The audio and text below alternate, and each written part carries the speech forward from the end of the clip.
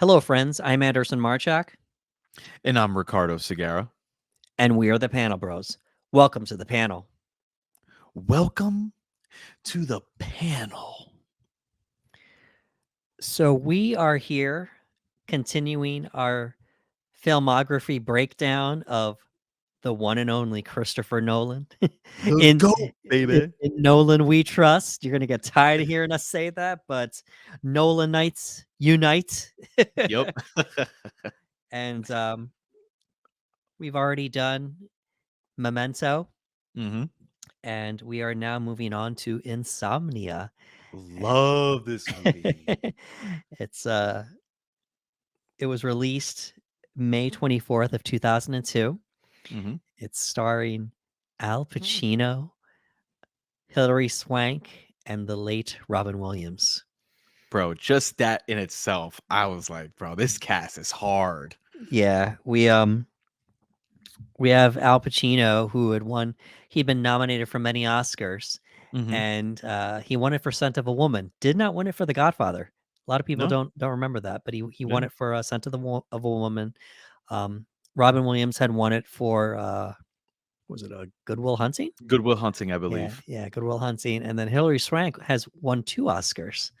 One for Boys Don't Cry, and the Yes, other was for yes. Million Dollar Baby. Million Dollar One Baby. young in her career, and then a few years later. So, um, the casting, they said, "Hey, we're gonna get some Oscar nominated and Oscar winning people to be the leads for this movie." So that was the Yep. draw of the movie too, when it Yeah, first came out.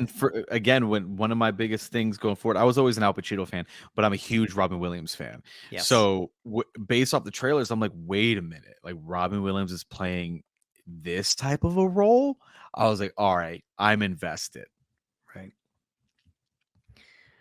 Okay, so let's begin. Yes, hoo-ah, let's do it. So we are in the town of Nightmute, Alaska.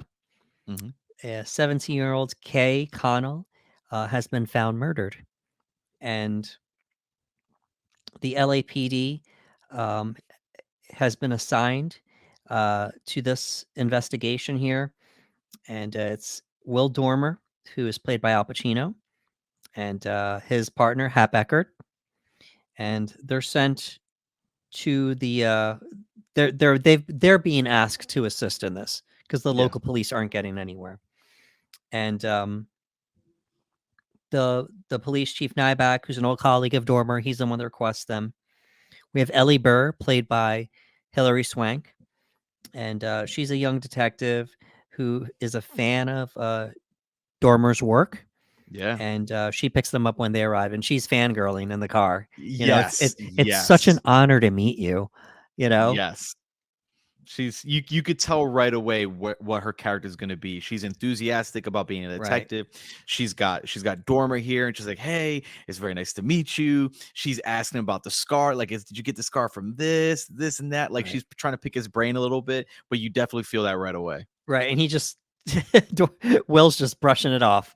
Yep, It's like, oh no, we have a fan. yep, Yeah, I'm just trying to work on the case here. But it's all right. And she plays that role very well of the bright-eyed young detective hmm that is a fan of the veteran and wants to, you know, be him basically. yeah, yeah, And we continually see that throughout the movie. We have a situation back in Los Angeles, unfortunately, and Internal Affairs is looking into one of Dormer's cases, hmm and uh, at at the restaurant while he's having a meal with his partner Eckert. Eckert tells him that unfortunately he's gonna have to testify against Dormer in yeah. exchange for immunity because they're partners, so he knows everything that Dormer does, and we don't find out what he did. It's Not just yet. I have to do this, and I'm sorry. I have a life to maintain, and it's the only way. And obviously, Dormer gets upset. Yeah, Um, he says that there are criminals that they both have helped get convicted, and it's I'm looking at the synopsis here. Questionable evidence was yes. used, and they would go free if their cases are reopened. And hmm we're just we're setting the tone here for the movie. We haven't even gotten into the plot yet. Just all right, what's happening here? Oh, here we go, another crooked cop story. Yeah. And there's little things here and there that Al Pacino does in the movie, and we get the first thing where he says, "I lost my appetite," and he just gets up and leaves. You can tell he's so mad in that scene because, like you Yeah, mentioned, Hap is like, "Listen, I have to testify. I've got a family," and she's like, "Anything?" He goes, "I lost my appetite." You know what I mean? yeah. He just gets up and he just like he doesn't want he doesn't want to be around Hap at the moment. Right. It's a very, very Al Pacino delivery too. Just Yes, yes. you know. So I lost my appetite. yeah, yeah, It's yeah. just yeah. So Will finds a way to attract the killer to the scene of the crime, Mm-hmm. and the suspect runs into the fog, and then now we have a chase. But we can't see anything in the fog, and the killer ends up shooting one of the officers assigned in the leg, and Will, are you okay? Now just go get him. Okay, so Will sees a figure into the fog, and he fires um, his backup weapon because his main weapon jammed, and he goes to rush to the person he shot, thinking, "Oh, I shot the killer," Yeah.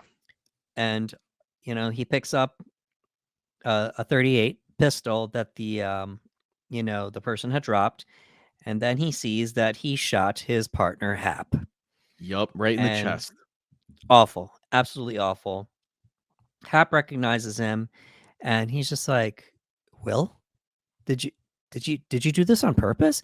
He's like, "No, Hap, I didn't know it was you. I didn't know it was you." It's just like, is this because of the investigation? Like that's all he can Yeah. think about. Yep.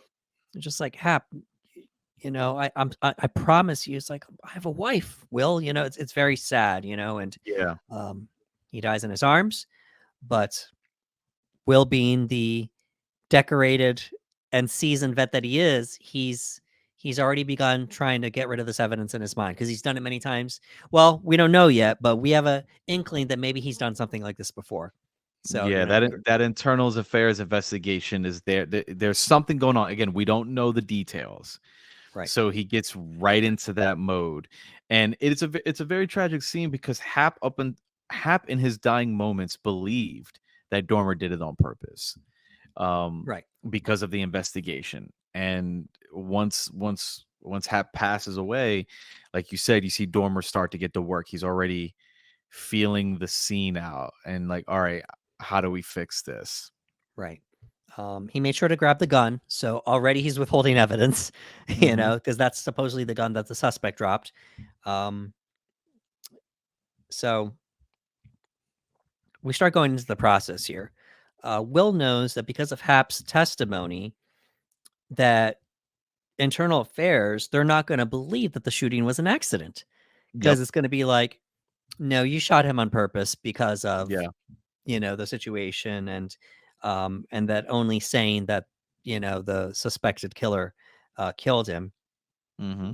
And we have a very poignant scene where Will calls Hap's wife, Yeah. and when you hear her on the phone, and it's just very difficult. We see it so many times in movies, but for me, this was powerful to the point we didn't get to see the person on the other end Hmm. of the line. We only got to hear it. So we got to hear the woman speaking, but we got to see Hap's face.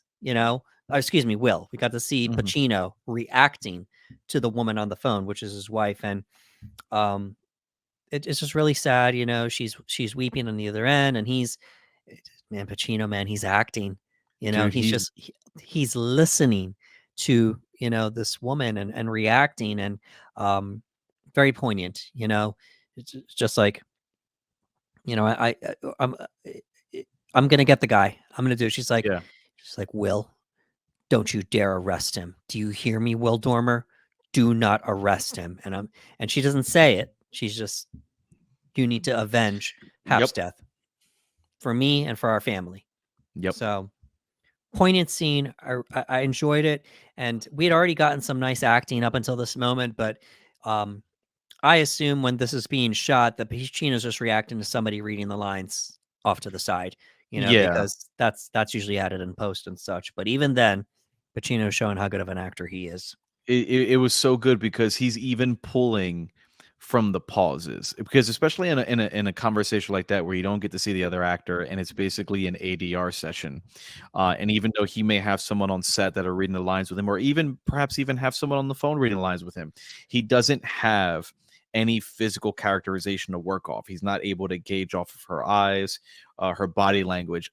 So all he can do is gauge her voice and her pauses, Right. her pauses in between words, her absorbing that information, and he doesn't get to see her absorb it, so he just has to dwell on her pauses, and he's pulling from that, and it's a very very good, very very well acted scene. Right. And he's playing a person that's pretending he's playing a person that's telling a lie Yeah, to somebody else. So he has to sell the fact that he's telling a lie to her on top of the pain that he's going through. So it's a lot of complicated emotions going on there. And yeah, Pacino finds a way to deliver, you know? dude. Hoo-ah, Yeah. Yeah. Pacino, man, he's so Shocker. good. Al Pacino's a good actor, you know, Right. tough impresses. So, um, we then get a glimpse into Will Dormer's method Mhm. as far as his investigating and how he does things. And, you know, we start looking into the boyfriend Yeah, and Randy. And Burr's in the room. Ellie, she's in the room. It's like, what do you want to do with Randy? It's like, let's pull him out of the school. Let's arrest him, put some cuffs on him so everybody can see, make a big splash. And it's just like, well, that's not nice. yeah, You know, but these are his methods, so we're not going to question it. You know, he pulls Randy into the room, he gets in his face. Randy's undeterred, you know, yeah, doesn't, you know, it's like, no, sorry, not going to happen, you know. Um, we also see Will meet Tanya, who is yes, who is Kay's best friend. And he notices at the funeral that Tanya and Randy are close. very, yeah, And this is really odd to him because Randy's girlfriend is getting a funeral and Tanya is her best friend, you know? So he finds them both in a quote unquote vulnerable state. He says, you should come with me. And without hesitation, Tanya says, okay. yeah. You know? Why?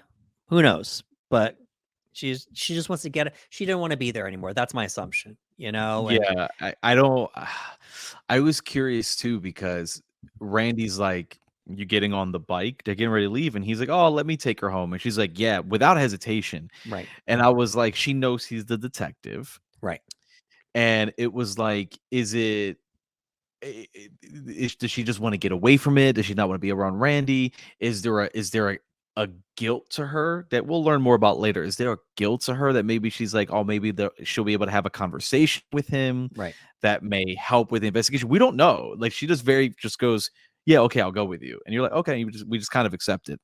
right. You know, I mean, she's a kid too. Maybe she's just trying to help Randy. You know, she doesn't Yeah. want Randy to get incriminated for, you know, this awful thing that happened Hmm. to Kay. Um, we see her there's this brief interaction here where she's trying to come on to him, older man. They Yeah. even say it in the lines, you know, and he ignores it completely as he should. And Hmm. he decide he's like, "Oh, she thinks she has the upper hand. I'll show her who has the upper hand." And he Yep. starts playing chicken by Yep. driving the vehicle, you know, almost hitting an 18-wheeler, and she freaks out. They pull over. She's already losing it at Yeah. this point. Um, and then he's like, "Now I can interrogate her," you Yeah. He know, rattled her. Yep. right off the books, of course, because there's no Yeah. way they would let him get away with this with a kid, you know. No. It's just like, your best friend?" It's like, does your best friend did your best friend know that you were having sex with her boyfriend? You know, what kind of best friend are you? And it's just like, Yep. she didn't love him, you know. So He breaks her really quick because he right, rattles her really bad, and then he takes her. It's again, it's very messed up because he takes her to the location where Kay's body was dumped, right, the dump, and right, he's like, "This is where her body was. This is where your best friend was laid up, and you were out there with her boyfriend." Like he's hitting her hard, and she's just rattled, and she, like you right. said, she just says she goes, she didn't love him, and already we're like, all right, we're getting somewhere. Right, exactly. And you know, and he pulls her card. He's just like, you know, for somebody that just went to the funeral of her best friend, uh, you and her boyfriend were pretty handsy at the funeral. You know, that was his lead in. to get Mhm. her to admit this. And then, eventually he goes into the process of she had a lot of gifts. She couldn't afford this. Who was she getting it from? And he's getting at that he feels that, see, he knows Randy didn't do it, No. so Yeah. he Yes. but he doesn't matter that he's trying to get to the bottom of the investigation. So um he rattles her to the point where she admits the secret because Ellie says it was a secret. So Mhm. it was like a fake name, but I know that wasn't his real name. But I knew that, she was talking to somebody and he was the person and buying her gifts and such, etc. She's like, "Are you happy now? Are you happy?" She's cursing. He's like, let's take you back. Do you feel like driving? I'll Dude, let you drive. he's that cop, man. Like he gets really he's off the books. He pushes you, and then he's a smart aleck about it. Right. You know what I mean? Because oh, you want to drive back? It's good. It's good stuff. Yeah, exactly. So Will is hiding from the police department that he has the 38 pistol, which the suspect dropped. Hmm. Ellie is put in charge of the investigation, and as far as Hap getting shot, Yeah. and they find the 38 caliber bullet that hit the officer. That was the one that got shot in the leg. Hmm.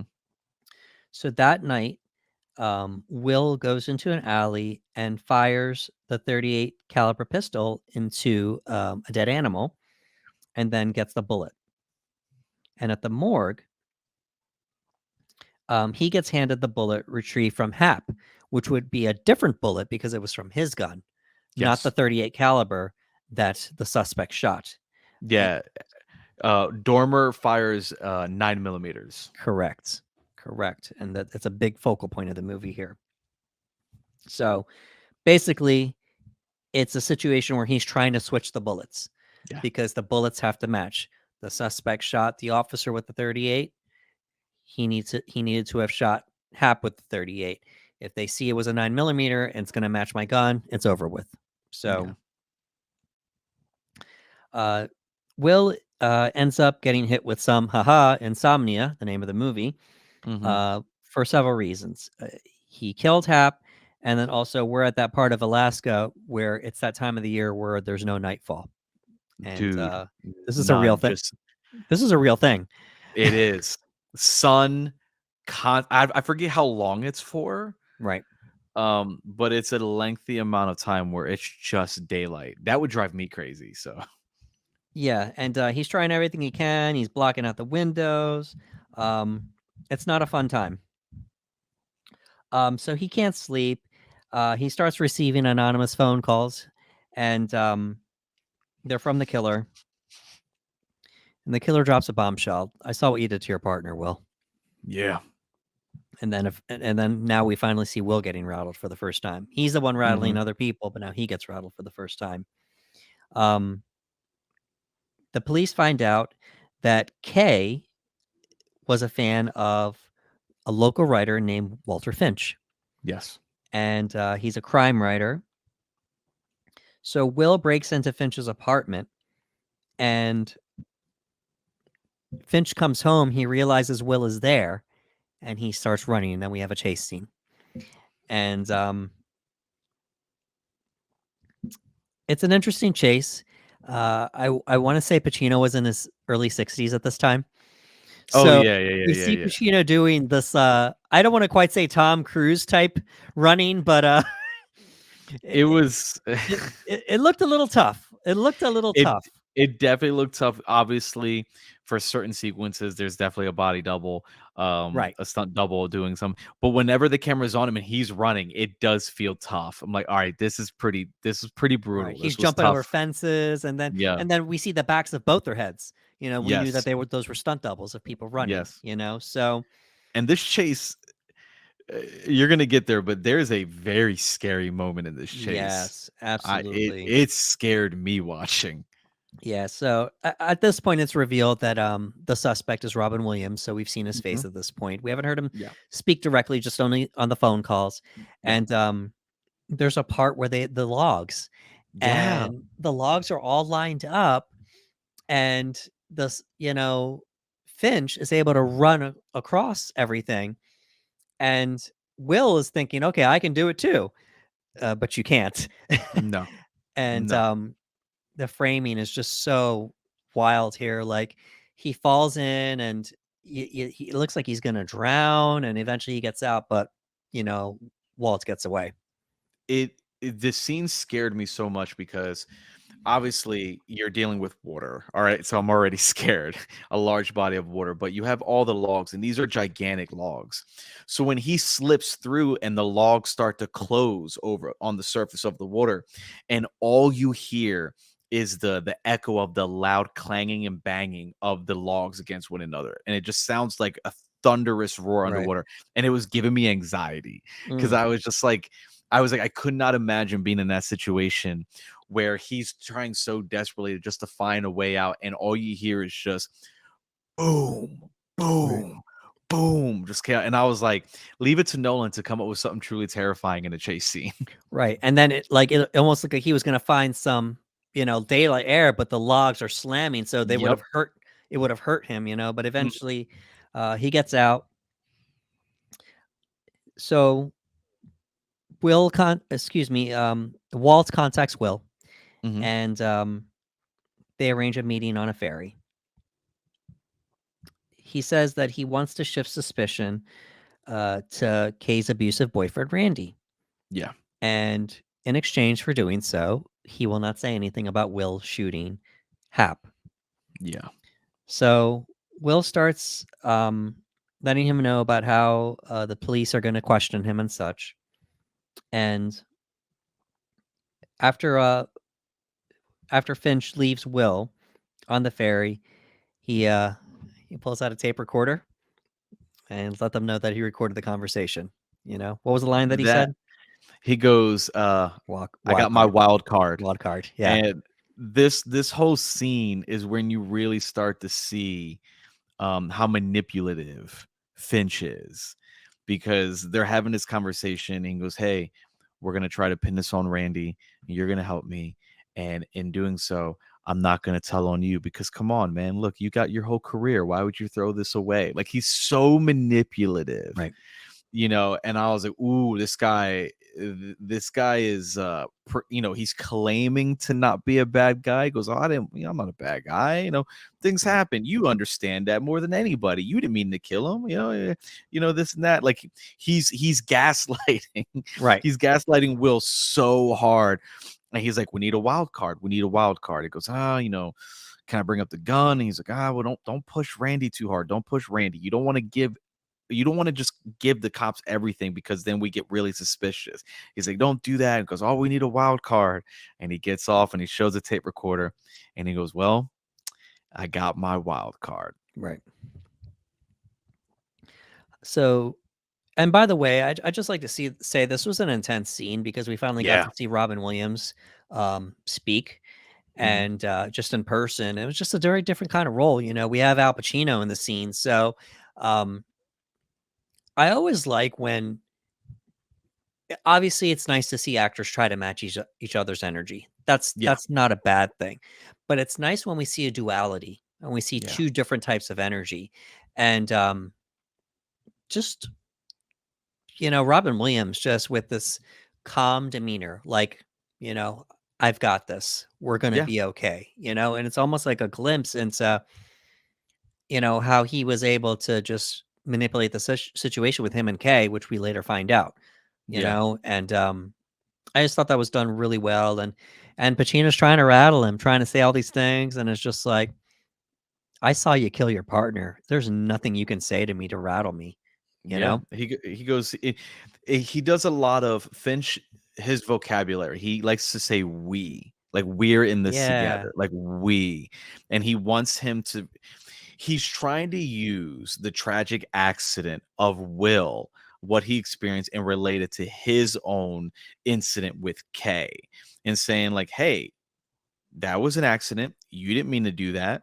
You don't see yourself as a murderer. I'm not a murderer either. This was Right. out of my control. Something happened that I didn't. It was an accident. This is why we're the same. Like we have to take care of each other. Like it's a lot of we.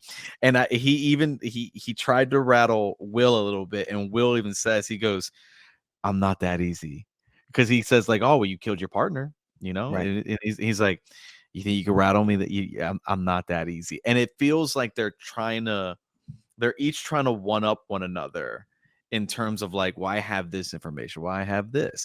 But yeah, it was great to see their energies. Uh, I never in a million years would have ever thought I would have seen a scene between Al Pacino and Robin Williams in a movie like this. So to see Robin take on this type of role in this scene in particular, he's just talking. And like you said, it's very easy to see in the way that he's communicating with Will how he would be able to communicate with the young girl Kay and manipulate her as well. And you can see it.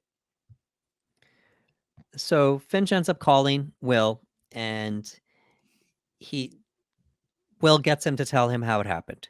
Hmm. So he said Kay's death was an accident. They were getting close. I was like a mentor to her. We started getting close, and it's like, did you touch her? You couldn't wait to touch her, just like, no, I never touched her like that. Well, they said that on the ferry, but now it's just like, no, that didn't happen. Um, I we kissed, and then she started laughing at me after we kissed. Yeah. And I wanted her to stop laughing, and she wouldn't. And I lost control. I started hitting her, and then that didn't make her stop. And then I just wanted to make her stop altogether. And unfortunately, you know, I hit her one too many times, and that caused her to stop. You know, Yeah. very unfortunate, very unfortunate. Um, oh, there was a line that he dropped on the ferry. He said, "Oh, you wished you had done something sexually with her, but after she was dead, it was too late. So the best you could do was clip her fingernails." Yeah. Yeah, Yeah. very, very Clip her cutting line. fingernails, clip her fingernails, wash her hair. Like that's all you could do. That's all you could Right. do. So the next day, Finch goes in to the police department because obviously he's a person of interest because she was a big fan of his work, but then they're Hmm. starting to see the connection that they knew each other. It's Yeah. been sort of proven. So he admits, no, we were friends, we were acquaintances. He keeps shifting back and Yeah. forth between that. Yeah. I felt like I was a mentor to her, and I bought her gifts and such. Um, Finch says that Randy had a gun, and that was when Will realized, oh no, um, Finch found the gun that Will had planted the gun back at Finch's place, and now he's Mhm. realizing Finch found it and then put it at Randy's place now. Yep. So there's so much going on right now in this interrogation. Yeah, because again, he told Finch, he said, "Don't do the gun." He said, "Don't do the gun. We don't want to do the gun." And he was like, "We'll do the dress." And Finch was like, "Ooh, the dress is a good idea. We'll do the dress." But Finch, again, they keep trying to have one over the other. They're each trying to be one step ahead of one another. And in that moment where he mentioned the gun, like you said, Will knew exactly what that meant. And he's Right. like, "All right." And he created a scene. He created a big scene so that way he could exit and do what he had to do. Absolutely, because he was ready to go straight to the apartment. They were like, "We got to get the warrant." It's like, all Hmm. right, well, let me make this look like I'm about to attack Finch, and then Yep. that'll get me out of here. So, and it worked. Goes to Randy's place, tries to find the gun. The police arrive. He has to hide, obviously, and then they find the gun. Randy's arrested. Yep. So Finch asks Ellie to come to his place the next day to get all the letters that show that Randy was abusing Kay, because Kay wrote these things to Finch. Hmm. So Ellie returns to the scene of Hap's death, and she finds the 9mm shell casing, because we Yeah. didn't see it. We didn't find the shell casing from Will's gun. She finds it, and but this is a problem because the bullet type found on Hap was the 38 caliber, 38. the 38. So she reads an investigation um, notes, and she finds out that Will carries a 9mm. So now she's starting to think, did he shoot Hap? Why did he Yeah. shoot Hap? What's going on here? So we have this scene here where Will's talking to the hotel owner, Rachel, about the internal affairs investigation. And we get to find out what he's being investigated for. Apparently, uh, there was evidence to help convict a pedophile um, who he felt was guilty of murdering a kid, and he felt that the kid, the murderer would have walked, a suspect rather, would have walked um, if Hap had testified against him. Yeah. With the questionable evidence. It's Yeah. just like this guy deserved it. Blah blah blah blah. Will gets to find out that Ellie went to Finch's, and he finds Kay's letters in Finch's apartment, but then he realizes that Finch wants to kill Ellie because Ellie's getting too close to the situation. Yep. So he finds out about Finch's lake house, which is separate from the apartment, and he goes there.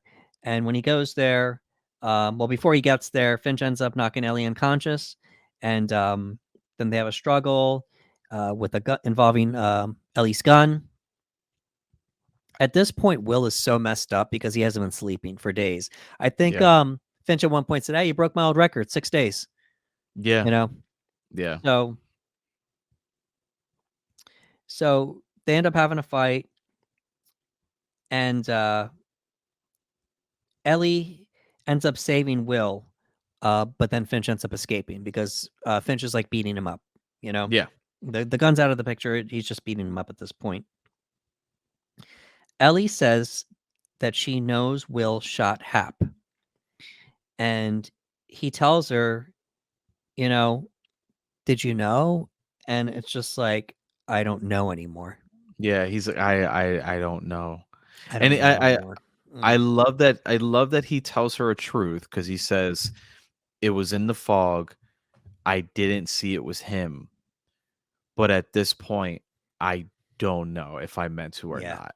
And it was probably some of the most honest, the most honest tidbit of information he's done the whole film. Because again, he couldn't see through the fog, so he's being Right. open there, but he's so stressed. He's like, I don't know. Maybe I did know it was him. Maybe I didn't. I Yeah. don't know. But I just saw a shadow figure in the fog, and I took the shot, and I couldn't tell you. And it was brutally honest. Yeah. Absolutely. So at this point, Ellie's hero is becoming like, she's starting to see he's not all he's cracked up to be. Don't meet your heroes is what they say. And she's like, oh my god, how could this be? But they're literally in the middle of a crossfire right now. So they're like, Right. all right, we'll handle We'll this. handle this later on. Yeah.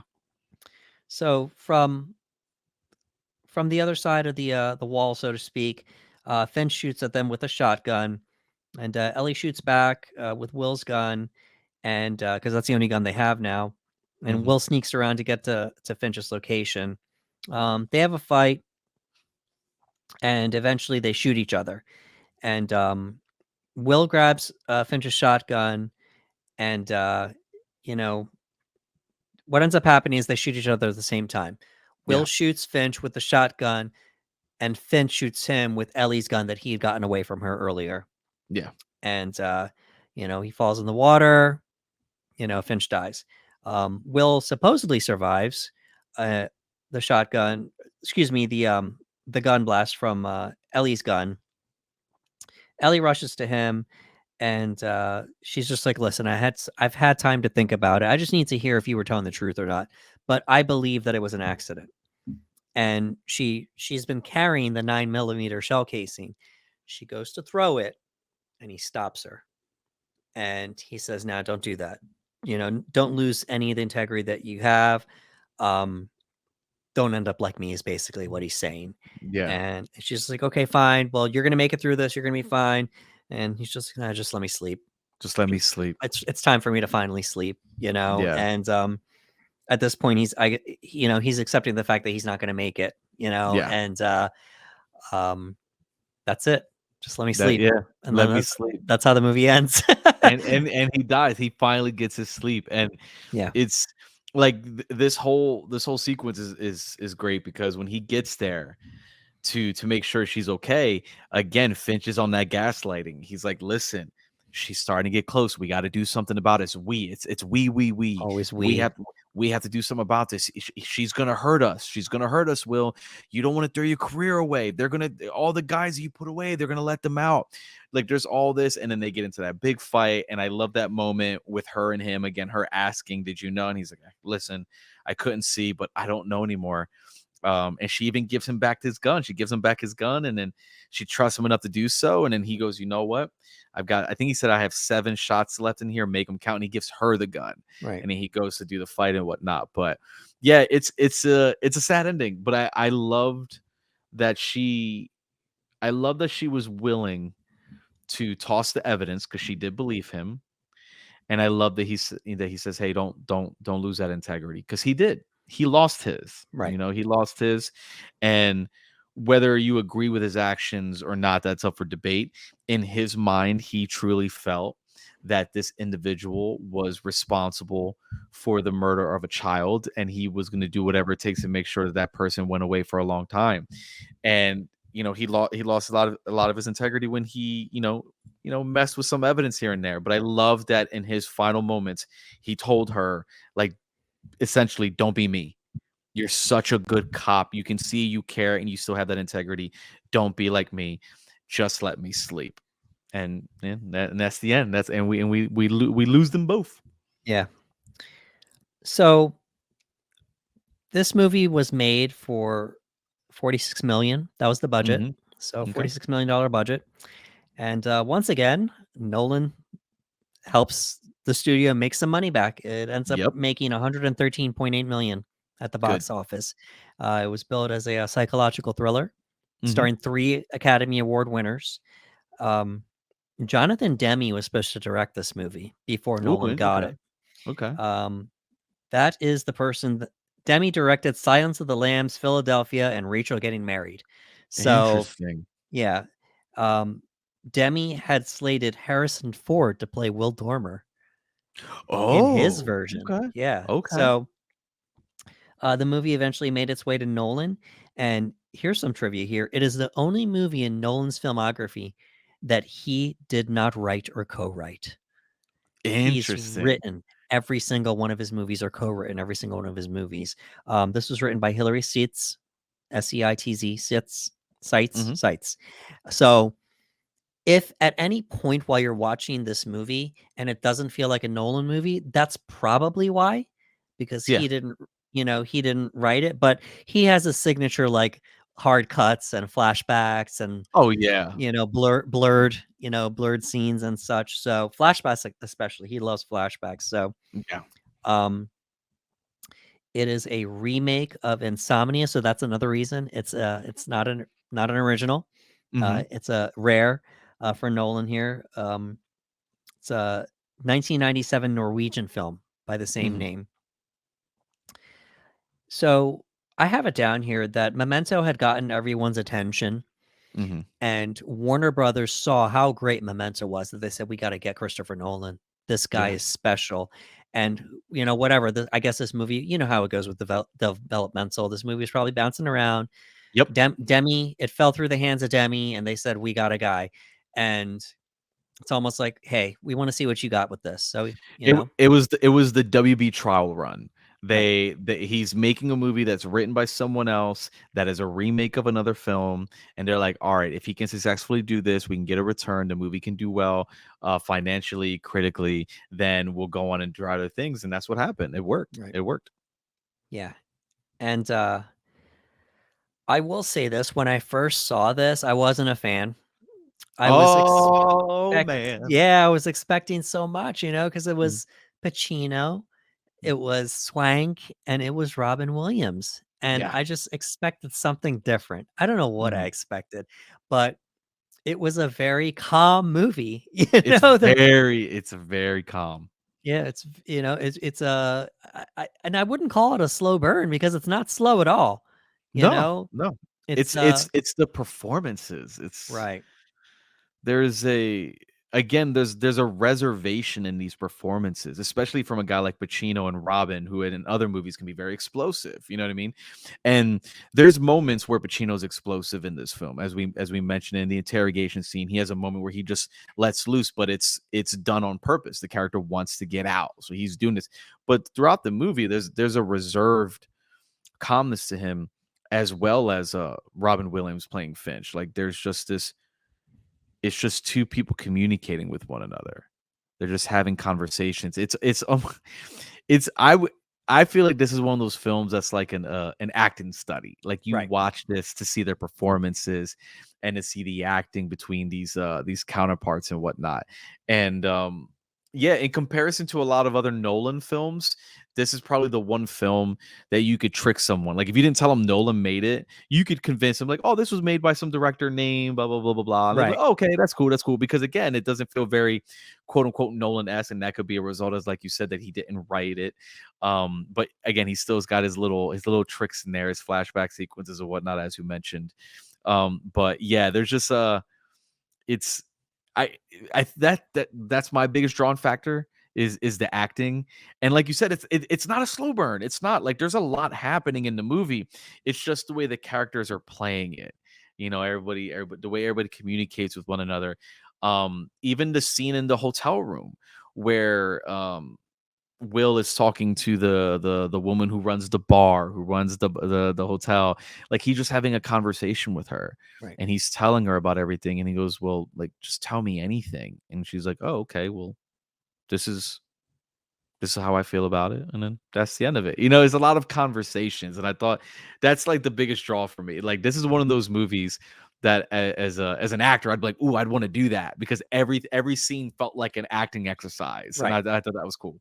Right. And even though I'd already, been through some type of training for acting and such, it just still wasn't like something that I was really into at the time, you know? Mhm. So, um that eventually changed, because I'm older now and I appreciate these actors. I was still at the time I was still kind of like Robin Williams in this role. I don't know. You know Yeah, what I'm it's saying? different. It's so But different.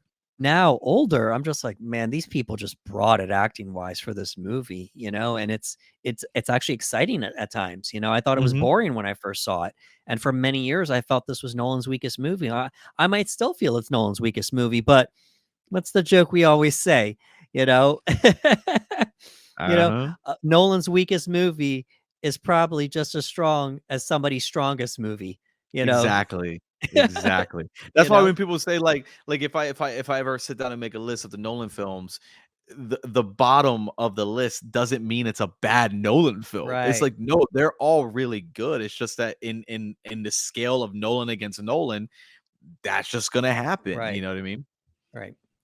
Absolutely. And I mean, maybe ask me again when we're done doing this whole thing, because now I couldn't pick what Nolan's my least favorite Nolan movie is, you know? It's hard. It's hard, You man. know? They're all really great in their own ways. You Right. know what I mean? Like they're all good.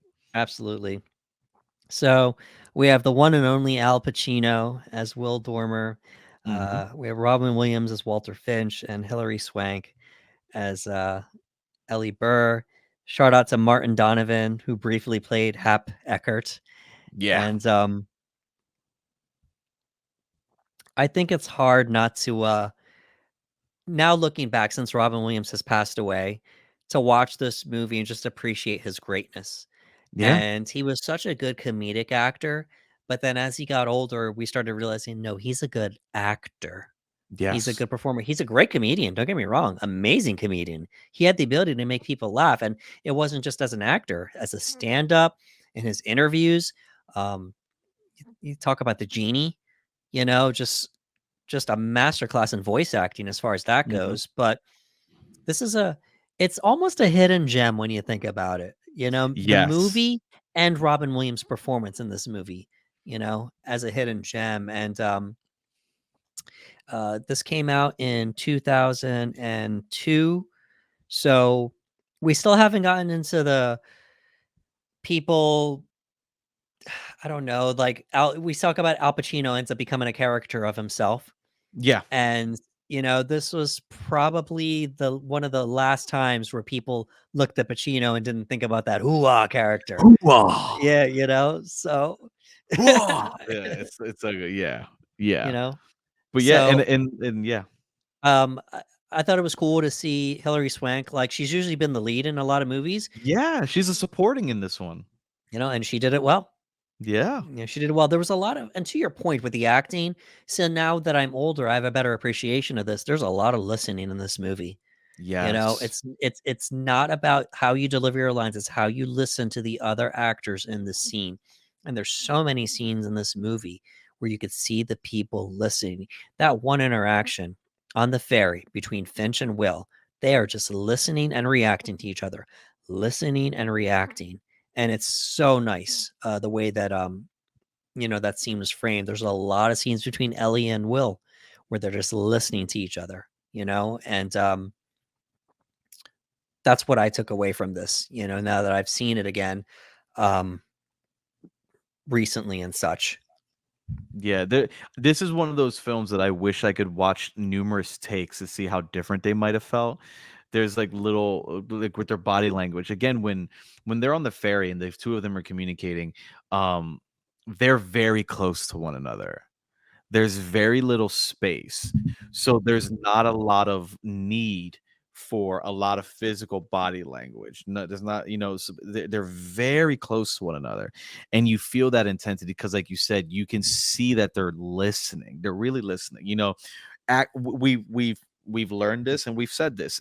Acting is reacting, right? Right. And you feel that in here. And I think that's why we get a lot of the conversations and acting the way that we do in this movie is because they're feeding off of each other. And you feel that in the conversation that there's a lot of listening and people usually aren't raising or going above the bar unless someone else is. Like it's very counter and I appreciated that about it. But yeah, I would love to watch all the takes on this thing. You know what I mean? And it was cool. There was something that I wanted to mention earlier about the insomnia aspect of the film that I really enjoyed, where excuse me, the entire movie, Al Pacino, Will, one of his biggest enemies of the film as well is the sunlight. It's the light. Right. It's preventing from sleep. And as I was watching it, I couldn't help but think like, man, it like the light seemed like a metaphor for the truth, right? He's trying so desperately to keep the truth at bay. The internal affairs, what happened with Hap, and each day the light peeks more and more through until eventually it's going to consume him. And all he can do is just embrace the light. All he can do is embrace the truth, come into the light, and then finally get his sleep. And I thought that was a cool aspect of the film because throughout the whole film, they make it a point to show you that each night he's trying harder and harder to keep this light out. He's using tape, he's using pillows, he's putting things against the glass, he's doing everything in his power. And just like in his bed, he's doing everything in his power to keep the truth at bay, to make sure that no one knows about what happened with Hap, to make sure that no one knows about what happened with internal affairs, to let no one know that he's working with Finch. Like he's trying so hard to juggle so much. So every time I saw him in the hotel room, putting a pillow up, I'm like, that's another lie. Putting tape up, that's another lie. Right. Like he's just trying so hard. And I don't know why, because they don't have to show it, but they made it a point to show it. Every single time he was going to bed, him struggling to keep the light out, to keep that truth at bay. And essentially, he just couldn't do it. He was not permitted to have that rest until he finally embraced that truth and let it out. Absolutely. So we normally do quotes and lines from a movie, Mhm. but I wanted to pass over that for this one just so we could spend more time talking about the acting and the actors and such. And Yeah. also, I don't know. I just I felt a little weird having us do line readings with Robin Williams, knowing how much Ricardo cares about Robin Williams, and you know, I adore that man. I yeah, adore that man. That was one of the biggest hits. So, and again, as I mentioned, he was probably the biggest reason I wanted to see this movie mm, because I was so used to watching Robin in a certain light that even at that age, I was so intrigued at watching him perform in a way that I wasn't used to. And it's jarring. Like the first time I watched it, I think I kind of felt like you felt like I still loved it, but I think there was moments where I'm like, it's weird. It's Robin. You know what I mean? It's Robin's doing this role. But the more I watched it and the more I watched it, and I've seen this movie a few times now, and every time I watched it, I got more enthralled with his performance. Pacino is a powerhouse always, and Robin is a powerhouse, but just in a different way. And to see Robin in this aspect, in this type of a movie, in this type of role, and to do it as well as he did, proved what you said earlier, that he is just a magnificent actor. He's much more than just a comedian or just a stand up or just this or just that, whatever you want to label him as. Robin Williams was a magnificent actor. And this is one of those films where he gets to showcase a dramatic ability that a lot of people might not have really known about him had he not taken this role. So yeah, I'm happy he did this movie. I'm happy I got to watch it. He's had other films where he's played serious roles like this, but I think to my recollection, this was the first time I was introduced to something of this sort with Robin Williams as this type of a character. Yeah, absolutely. So I was looking here. Hilliary Swank had quite the run. So she won the Oscar for Boys Don't Cry, Mm-hmm. and then she moved on to a movie called The Gift, and then Oh yeah. the very next movie she did was Insomnia. And so, after winning the Oscar for Boys Don't Cry, which some would consider a breakout role too, on top Mm-hmm. of that, she'd done things before then, but you know, she goes on to do a movie called The Gift. Then she takes a pit stop to acting opposite Al Pacino and Robin Williams in Christopher Nolan's second movie ever. Her very next movie is Million Dollar Baby, where she wins her next Oscar.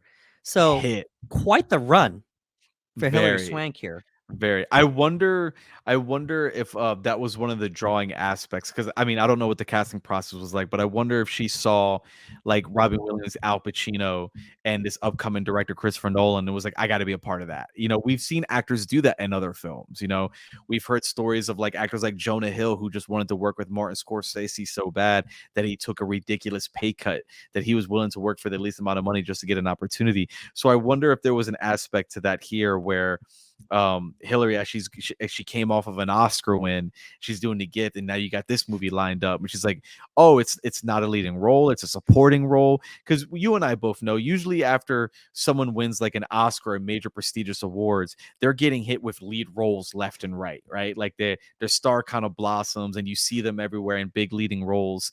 And it was interesting to see Hilary Swank play a supporting role again, and she does an amazing job. And then right after that goes back to a leading role Oscar winning performance. Yeah, absolutely. She goes, well, let me see here. So I'm not really familiar with the director's name. It's Kimberly Pierce. So that's who Mm-hmm. did Boys Don't Cry. And then The Gift, that's a Sam Raimi movie. Sam Raimi. And then we get Insomnia with Christopher Nolan. Then we get Million Dollar Baby with Eastwood. It's Clint just like Eastwood. she's like racking up the directors, racking up Bro, the actors, the prestigious actors to work with. that's a run. That is a Yeah. very good She run. had a really decent run there. And I yeah, I just wanted to give her a shout out there. So Bro, all the credit. I mean, we look, Hilary Swank has been a terrific actor for a very, very, very long time. I'll put her over in movies like Million Dollar Baby, and I'll put her over in movies like The Next Karate Kid. I don't care. She is a terrific actor. So seeing her anywhere is great. But yeah, like you said, like this was a good run, man. right, Like you're talking about Oscar performance, movie, actor, director, right, Oscar performance. You know what I right. mean? Like working with some of the top. Like, come on All right. now. So for you Office fans out there, she's good looking, but is she hot? She's hot. Hilary Swank is hot. She is hot. She is hot. We're quoting The Office, guys. Just to let you know, Yes. it's a joke. We're I'm so quoting. I'm so glad that you did that, because I was thinking Yes. it. Oh, I was had like, to. oh, I was, because It's we were talking about what a great run she had, and I was like, oh, I remember The Office. Is like, isn't that is she hot? one of the most viewed shows of all time on Netflix? Yes, So I had to, absolutely. I always think whatever that quote from The Office, I'm never It's gonna so forget it. funny. It's so So when funny. I see Hilary Swank, and it's funny in conversation, I've only seen The Office once, the entire run. I'll Oh bring up God, that line. Yeah, I know it's one of your favorites. Yeah, I've seen it a but I'll lot. bring up that line. I'll just feed the line. but is she hot? But is she hot? Yeah, it's so Hilarious. good. Good stuff. I saw that Pacino had won the Oscar in '93 Mhm, for Scent of a Woman, and then he doesn't get another nomination again mhm. until The Irishman in Yeah, 2020. And I'll be honest with you, from you know just this time period of the 2000s and the 2010s, I can't name many Pacino movies where the role stood out to me. I could okay. probably name a few Pacino movies, but the role stood out to me, and this Mhm. is probably one of um his last great roles before he started becoming that, as a lot of people consider, a caricature of himself, in my Yeah. opinion. You Yeah, know? it's where you start to see, like Al Pacino in the movies, you know what I mean? Like, I remember watching Al Pacino in movies like Heat, movies like Insomnia, Yeah. movies like Any Given Sunday, where he's still, like, just bringing it, and not to say he's not bringing it later in his career, but like you said, it's like, oh, like, he can kinda be Al Pacino now. That's why it was good when he was in The Irishman, it was like getting a little taste of that again, like him being this wonderful actor that's tapping into this character and not doing a lot of the quote unquote hoo-ah mannerisms. You know what I mean? Right. Right. I mean, I'm just looking at it right now. Ocean's 13. Mhm. Um, I mean, it's two for the money. It's just a few things here and there. Just he was in Geely. He was in Geely. He was in He not oh, Geely's. he's in oh god, what is that Adam Sandler movie where Adam plays himself? What is that Jack movie? and Jill. Dude, Al Pacino's in Jack and Jill. Yeah, Like, I know. God bless him. Yeah, and I mean, see, I got to bring it up now. Like, and a lot of people consider Pacino to be one of the all-time greats. Yeah, I And love Pacino. I love Pacino. man, look at this. Like he went on a run in the '70s. These are all his Oscar-nominated roles here. We have '73, The Godfather; Mhm. '74, Serpico; '75, The Godfather Part Two; '76, Dog Day Afternoon; 1980, And Justice for All; 1991, Dick Tracy; 1993, he was nominated for two Oscars: Glengarry Glenn Ross and Scent of a Woman. And then that's when he finally won it for Scent of a Woman, 20 years after he had first been nominated. Yeah. Um, in The Godfather. And then, just when you think that, he's done, The Irishman, Irishman. which was great, by the way, comes Yes. back again and reminds everybody, no, if you give me the right role, I can bring it, and um, he gets nominated again for The Irishman. But look at that: 1, 2, 3, 4, 5, 6, 7, 8, 9, 9 nominations, but only one win Yeah. for the Hey, it Oscars. happens. It happened. Al Pacino, when he's one of those actors that his acting, when he's on, it feels so flawless. It's just, it's a listening technique. Like, he listens and you can feel it. And one of the greatest aspects of acting when you see it is that when you watch it, it doesn't feel like they're acting. It just feels like two people having a conversation, and he's really good at that throughout his films and whatnot. Again, one of my favorite scenes is him and De Niro in Heat, just sitting Oh, down at the it's table great. having a conversation. It's one of the greatest. It's one of the greatest, protagonist antagonist scenes. You know what I mean? And just watching those two talk, and I'm like, man, these guys are just having this conversation. I could watch them talk all day. And Pacino's one of those guys. Like, he just has that talent. Absolutely. Absolutely. So, oh yeah, and of note, he was not nominated for Scarface. Which is crazy because that seems to be the role most synonymous with Al Pacino. Like, Correct. I feel like that's the role that when you think of Al Pacino, everyone's always like, "Say hello to my little friend." Like, it's Right. always Well, Scarface. it's that and The Godfather, obviously, Yeah, but, yeah. but he wasn't nominated for Scarface. Um, Robin Williams was nominated for 4 Oscars. Dude, Robin is good, man. You Robin was know, good. 88, Good Morning Vietnam; 1990, Dead Poets Society; Mhm. 1992, The Fisher King; and then he won it in '98 for Good Will Hunting. So, a lot of Oscar nominations and wins for this movie. We're gonna start wrapping things up here. Um, Man, this is I don't want to definitively say that it is my least favorite Christopher Nolan movie, because I don't know if it is anymore. Because I'm It's gonna be older now. interesting.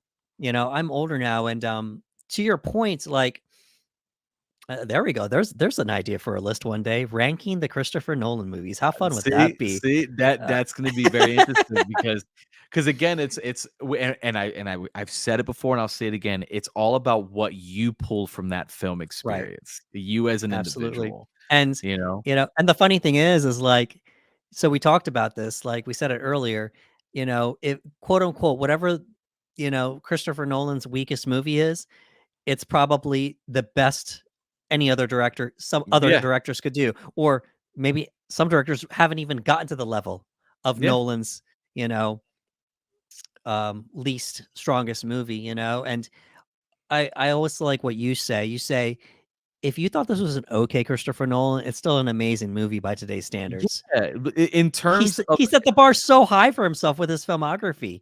like, that's what I'm saying, like, you can't you're talking about, "Oh, I got 100% on this test." Well, I got a 94 on the next one. That's Right. still an incredible score. You know what I mean? Like, it may not be the 100%, but you still got a 94%. You got it. That test is an A plus grade. Like, it's Right. still great, but you're like, "Oh, I wish I'd have done a little bit better and got the full 100." It is what it is. But and that's what's great about Nolan. And it's I want to be able to see that in a lot more directors, and it's great when you do see it. But Nolan has just had that long run, man. That from we're talking about from Memento to his most recent films. There are some people that, and there's other films on the list that we'll talk about. Well, they might be like, oh, well, this might be their least. Like someone might say, oh, Dunkirk is my least favorite, or Right. this might be my least favorite. And it's interesting to see where they come from and why they come from that area. But it no one could be mad at you if you said, hey, yeah, maybe Insomnia is my weakest, because still at the end of the day, that it's not a bad movie. It's just like, out of all this greatness, it's kind of right here out of Right. all that, but it's still And great. and in all fairness, it was a remake, and Hmm. also it's the only one in his filmography that he did not write Yep, at all. didn't right. He either writes or co-writes them. So it's kind of like, okay, well, if it is your least favorite Nolan movie, I can see why, because it really wasn't his thing. He didn't. Yeah, It's a remake, plus he didn't write it. So he yeah, couldn't. There's a lot of Nolanisms in this. That you could yes, tell it's a Nolan movie, but um, he did the best that he could with what he was given, and not bad for what he was given. yeah, Oh darn, you got to work with Hilliary Swank, Al Pacino, and Robin Williams as your leads. yep, You know, um, this is just proof that just because you see something once or twice, it doesn't mean you're going to continue seeing a movie the same way. yeah, It's it's an encouragement to folks that, hey, rewatch movies. yeah, Something that you liked, or that you might not like it as much anymore, or something you didn't mhm, like, you might end up liking later on. And that's the yeah, beauty of film, that it can evolve. I remember where I saw this once in the theater and once more at a home viewing, and then I didn't want to see it again. mhm, And then as Nolan's movies started evolving, I went back to it. It was, I wanna say probably after Inception. No, not after Inception, probably after Dark Knight Rises, okay, because the Dark Knight trilogy had ended, and I said, "Alright, I need to start going back to Nolan's filmography again and going through these again." Um, and then I think eventually, I just had a better appreciation after, unfortunately, Robin Williams passed away. mhm, Just it made me watch the movie differently after seeing yeah. that. So, um, Ricardo, if you could please offer us your closing thoughts on Insomnia.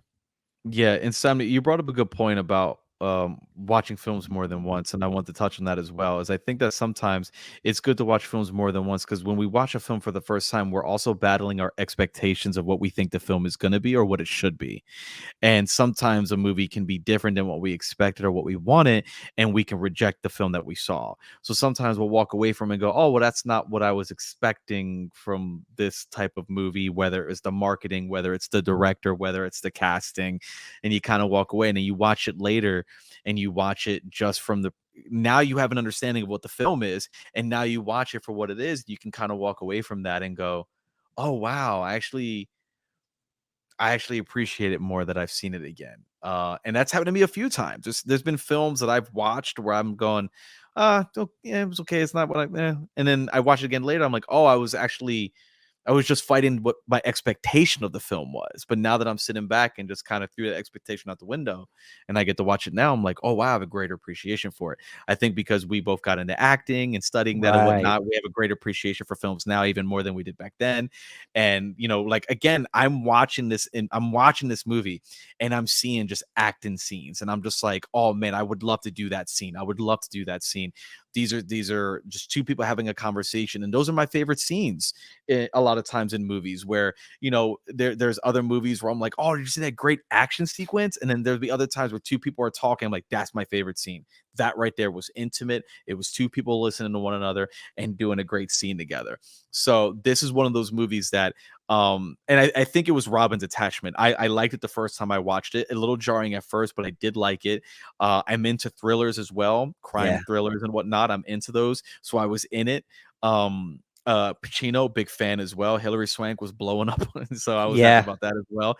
So there was a lot going for this movie that I was like, all right, I'm in for it. And watching at the time, I did really enjoy it. I think I saw it a few times when it came out. I didn't see it in theaters. I got to see it at home, and I remember just watching it a few times. And I think watching it with my dad at one point, because I was like, Dad, you like Al Pacino, you like Robin Williams, right? Well, here's Robin Williams as a bad guy. You got to check this out.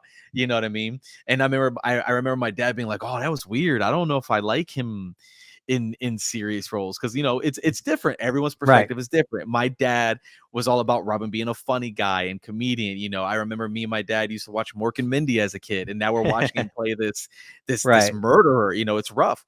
But one thing that I loved about this movie is that there's an aspect of it that I enjoyed back then that I still enjoy today. I think I have a greater appreciation now for the performances in the film. One thing to take away as well is to look back at the performance that Robin gave, and now that Robin is no longer with us, to look back at these performances and really get more out of them than we did prior. And that's not just his serious roles; that's all his roles. I can get more out of all of them now and just kind of take them in, appreciate them for what they were. But I'm happy that he was able to take a role like this too, because I'm sure to many people, they would consider this a risky move. It was very similar to when Jim Carrey wanted to do the number 23, which Right. was like, oh, whoa, you know what I mean? Like people are like, why would you want to do that? Like, why would you want to jump? So I don't remember at the time if there was a lot of conversation of why Robin would want to do something like this. I was just intrigued. I was so intrigued that I wanted to see it. But I'm grateful that I can watch this movie today and still appreciate it. That, like you said, even if I were to consider it in the bottom three of Nolan's filmography, I can still say that his bottom three is probably still better than someone else's top three. You know what I mean? Like Yeah. it's like, and I'm not trying to throw shade at anybody. I'm not giving names. I'm just saying, like Right. I like Nolan that much. I like his films that much. You know what I mean? So I love this film. It's another film that I would highly recommend to people, which would be any Nolan film. But this is another one of those films I'm like, hey, if you like crime thrillers, you like Nolan, you like Robin, you like Pacino, you like Swank, check this movie out. It's great. But yeah, all in all, just from top to bottom, I liked everything about it. Yeah, absolutely. And this movie is really significant too because it's his second movie. He Hmm. he had already done Memento, and that made like a huge splash, everywhere. Warner Brothers gives him the job for Insomnia, and he does such a great job that the very next movie that we're going to talk about is Batman Begins. So he Yes. went from Memento to Insomnia to In It with Batman Begins. Hello, Yeah. so Which was uh, ballsy because up to that point, that Batman IP was pretty much dead in the water. correct. And they had enough confidence in him to shoot new life into one of the most iconic IP characters of all time that was Yeah. pretty much dead in the water. Yeah, and I'm looking forward to us talking about Batman Begins because it was not an easy road to Mm-mm. get there. There were a lot of failed um, projects that fell to the wayside before they decided on Christopher Nolan, and um, one has to think that Memento is what got people's attention, and then after Insomnia, Warner Brothers said to themselves, "We can't lose him. We have to find Yeah. a way to keep him," um, and we will move on to that. So, alrighty, folks. That was our breakdown of Christopher Nolan's Insomnia. Oh, yeah. So, If you folks could please give us a like, share, and subscribe on YouTube, that would be great. We are at the Pana Bros. We'd appreciate it. If you're not already subscribing to us, if you would do that, that would help us expand our reach. Please do so. Also, if you could please let us know how you felt about our breakdown about Insomnia in the comments below. We would appreciate that. How did you feel about Insomnia? Have you seen it yet? Do you plan on seeing it? How do you feel about Nolan's early works? Please let us know in the comments below. And please stay tuned because we are jumping into the Dark Knight trilogy. And actually, we're not gonna do the Dark Knight trilogy in order. We're doing the movies in order of release. So Mhm. we'll get those breaks in between of the movies Nolan did, in between those Batman movies. So that'll be fun too. Alrighty, folks. For Ricardo Segura, this is Anderson Marchak saying thank you for coming to the panel.